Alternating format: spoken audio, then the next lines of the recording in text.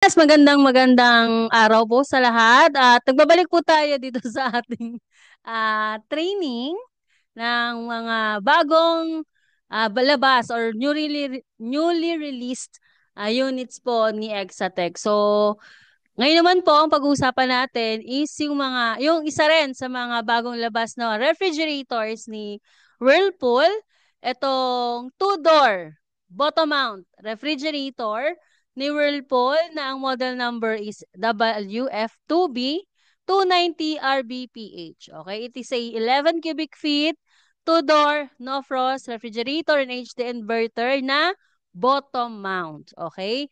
So ito po yung isa sa mga bago nila. Ito ay ah, in SRP natin nagkakahalaga ng 38,998 pesos. Okay?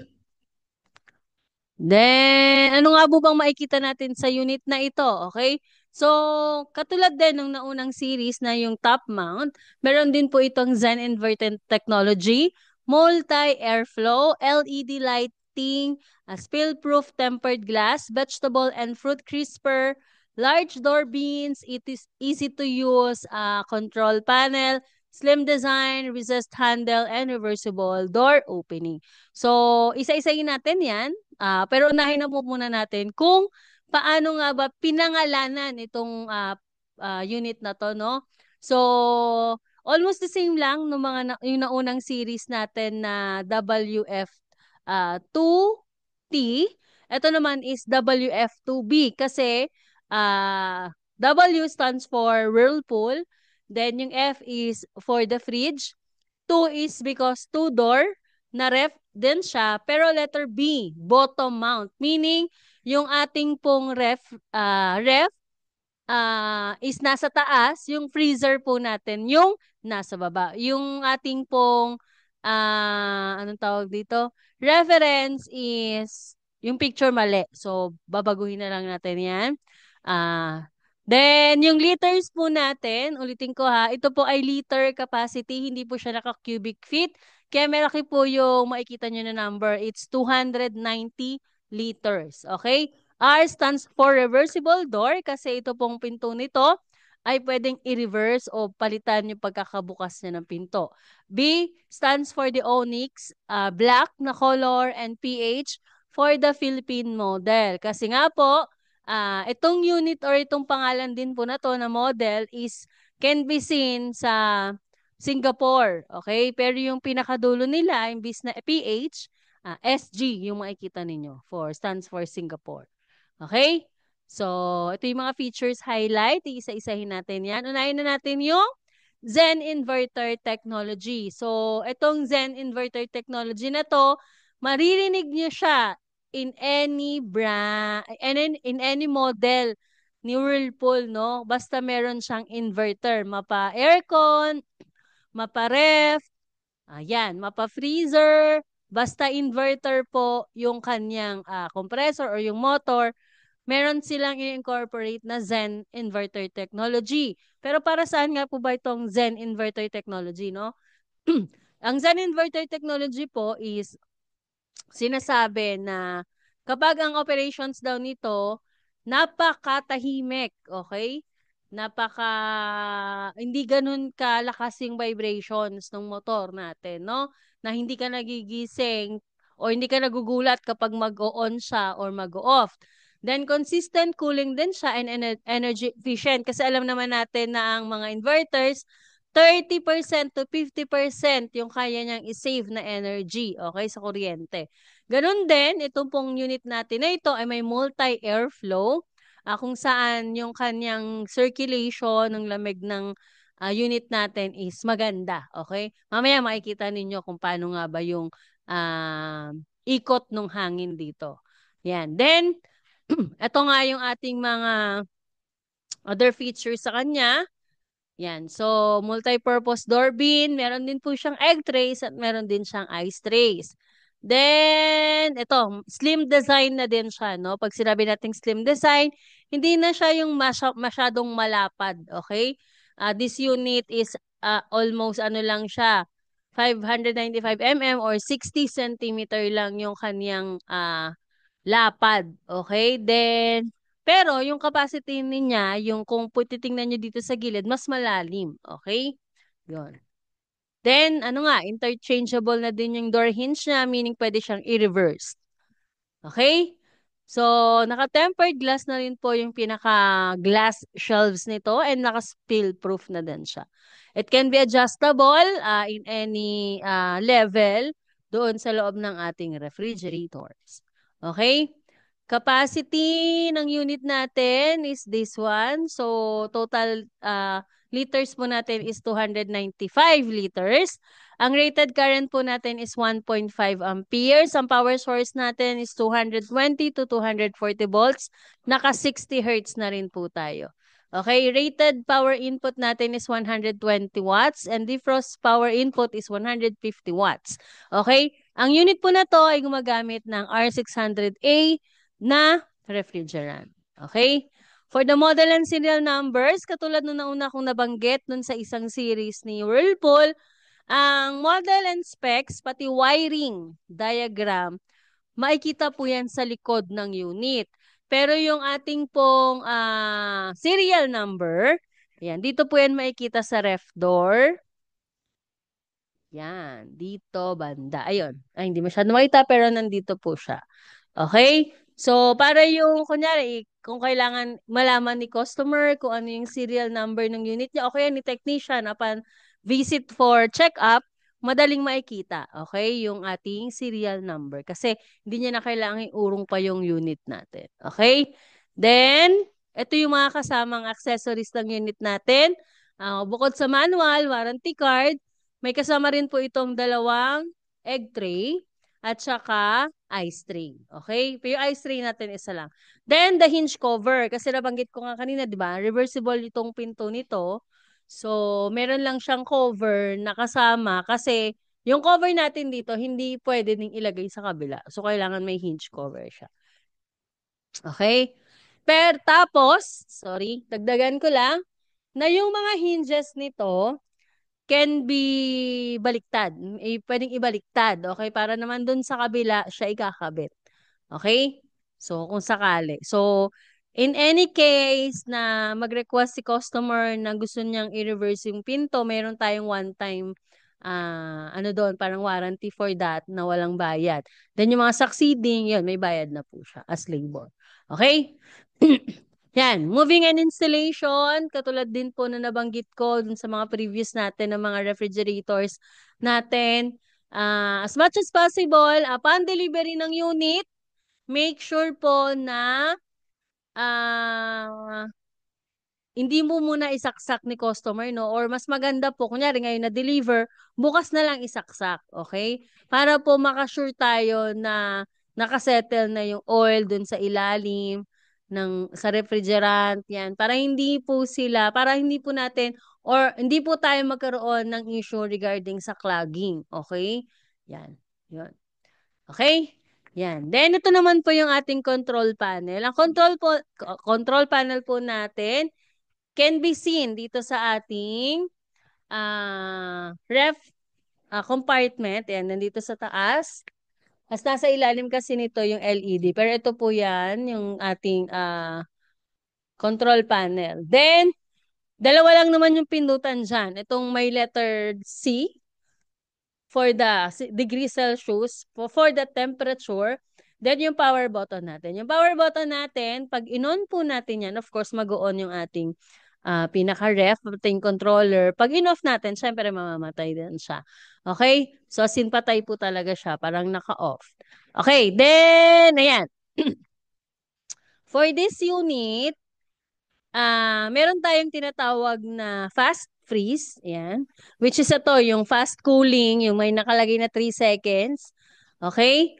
Pag pinindot natin siya, automatic po, magpa-fast cooling, fast freezing po yung settings ng atin. Then, ito yung settings niya for the ref, 2, 3, 4, 5, 6, and 8. Mga ano po yan, degree Celsius po yan. Okay? Tapos may holiday mode din tayo kung saan automatic naka 5 degrees po yung temperature ng ating ref. Tapos yung ating freezer is negative 18. Okay?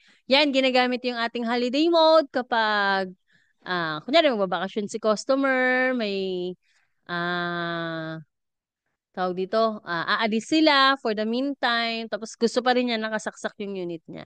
Okay? Automatic po yon once na nilagay natin siya dyan. Okay? So, ito naman yung makikita sa manual ng mga kung paano nga ba tawag dito? Pinipindot, pero maglalagay kami, ah, isasama namin po dito yung operations, kung paano yung kung paano gamitin yung mga control panel, paano yung settings na ginagamit, ano dapat yung pinipindot. Okay? Yan. So, yan yon. Then, the compartment parts, ayan. Okay? Tapos, ito yung wind channel structure or kung paano nga ba nagpo-produce ng malamig ng hangin at saan dumadaan yung mga hangin ng ating ah, mga ng ref natin. So of course, since ang ating evaporator ay nasa ilalim, sa baba, ang hatak po or ang tawag doon, daloy ng hangin is pataas. Okay? Using po nung tinatawag nating damper. Yan. So, aakyat po yung hangin sa taas. Then, babalik lang din po for the air return. Dito sa may harap naman. Okay? Yan. Ang compressor po natin is Giaxipera. So, ito po yung readings ng ating resistance dun sa tatlong terminal. And kung mapapansin niyo po, kung napanood niyo na yung ating video about doon sa top mount, mapapansin niyo po na yung ating pong compressor is the same doon sa ating 7 cubic feet na top mount ni Whirlpool, pati doon sa 9 cubic feet na top mount ni Whirlpool. Okay? Since pareho naman po yung kanyang specs nung dalawa, nung tatlong ref na yon, okay? Yung dalawa dun sa top mount at tong bottom mount, pwede po silang pagpalitin in case na maubusan ng supply itong nasa bottom mount natin. Okay? Pero yung board, hindi po siya pwedeng pagpalit kasi magkaiba po sila ng board. Okay? Sa compressor lang po tayo. Okay? Then, this is the main and inverter board ng unit natin. So, katulad din po nung ating top mount na na-describe ko kanina or kung na-discuss ko nung mga nauna, ah, magkasama na po yung inverter and yung ating main board. So, kunyari may masira or masira doon sa part ng inverter side, automatic isang board na lang yung kailangan palitan. Okay?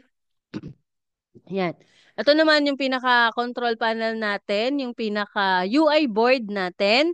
Yan. Magkasama na po yung LED light nasa ilalim banda, then yung ating control panel. So, mapapansin niyo naka-tax button po yung dalawang pindutan natin. Then, the LED yung nasa harapan. Okay? Yan lang. Okay? Evaporator fan, naka 12 DC, 12 volts DC na rin po tayo. So, katulad doon nabanggit ko, doon sa mga nauna natin, na mga refrigerators, ito po ay hindi natin advisable or recommended na i-test ng resistance. Though may makukuha kayo na resistance, pero hindi siya natin pwedeng sabihing accurate para malaman natin kung gumagana o hindi. Much better pa rin na 12 volts DC po natin siya ah, i ite-test, okay, sa voltage para malaman natin kung gumagana o hindi. Okay? Heater natin is, ito yung reading, 351.1 ohms. Okay? Sa mga heater po natin, kung bumaba ito ng 2, 3, 5 ohms, okay, automatic papalitan nyo na po yung ating heater. Ngayon, kung may mga cases po tayo ng, kunyari, hindi na nag-defrost yung ating unit or nagkakaroon na ng ice build-up doon sa ating unit, tapos kailangan na syempre papalitan natin. Karaniwang pinapalitan natin as mga technician is yung defrost sensor kasi feeling natin sira na. Okay? Pero make sure na na-test nyo rin po itong heater. Okay? Pag kumuha kasi kayo ng resistance, for sure may makukuha talaga kayo na resistance. Okay? Pero dapat eksaktong 351.1 yung mariread nyo. Kasi kung bumaba po yan, meaning yung ating pong heater is palyado na. Okay? So, kailangan po na matest nyo ng maayos yung ating heater. Okay? So, take note nyo po ito kung kaya nyo po i-picturean or i-take note yung value ng heater na nabasa natin na bago pa siya at maayos pa, mas maganda. Okay? Yan. Then, the temperature sensor chart. Ito naman yung temperature versus in corresponding sa ano tawag ito, ohms natin, yung resistance niya, kung ano yung reading. So, make sure na tama din yung temperature na kasalukuyan versus dun sa ohms natin. Okay? Yan. Tapos ito naman yung, syempre wala naman tayong testing dito sa mga air vents natin, no? Ano lang, so ito naman po yung ating glass shelves and yung ating drain pan. So, yan, makikita din naman yan dun sa unit. And, ito naman yung mga fault alarm. So, compare dun sa mga nauna, ito meron naman kasi siyang, wala din kasi siyang LCD or LCD display. So, yung ating pong mga error codes is makikita natin sa pagbiblink ng mga icons ng ating control panel. So, kunyari, ang concern is communication transmission failure. Ang nagbiblink po is itong ating ah, vacation mode. Okay? So, yan yung makikita ninyong nagbi-blink. If ever, na kunyari, ang continuous blinking is yung letter 8, so ang problem naman nun is yung ating freezer fan motor. Kapag number 6, yung nagbi-blink is yung sensor fault. Yan. Then, yung 5, defrost sensor. Yung 3, freezer sensor failure. Tapos, yung number 2 is refrigerator sensor failure. And kung yung ang nag-blink naman is yung parang fast freeze natin na icon, communication reception failure. So, doon pa lang makikita na natin kung ano yung nagiging problem. So, basically, yun lang naman. If ever, katulad na nabanggit ko kanina, o dun sa mga nauna nating mga discussions, kung sakali na wala doon yung parang errors na na-encounter, kunyari, sabay na nagbi-blink yung number 2 at saka yung number 8, ayan, mas maganda kung meron tayong video na nagpapakita ng ganun para ma-send din po natin sa ating supplier. Okay? So, video lang, tapos send nyo po sa amin sa technical. Okay? Tapos, warranty information for this unit is 1 year on service, 2 years on parts, 12 years sa compressor lang. Okay? In case na magkaroon ng problema yung inverter board or yung main board, hindi natin siya kasama doon sa 12 years. 2 years lamang po siya. Considered. Okay? Ulitin ko, 12 years lamang po yung pinaka-compressor motor natin. Okay? So, yun lang yung mga discussions natin for this unit. If ever na may questions, magsabi lang po sa amin. Kung may mga need pa na i-improve or may mga suggestions, make sure na mas message na po kami. That's all. Thank you.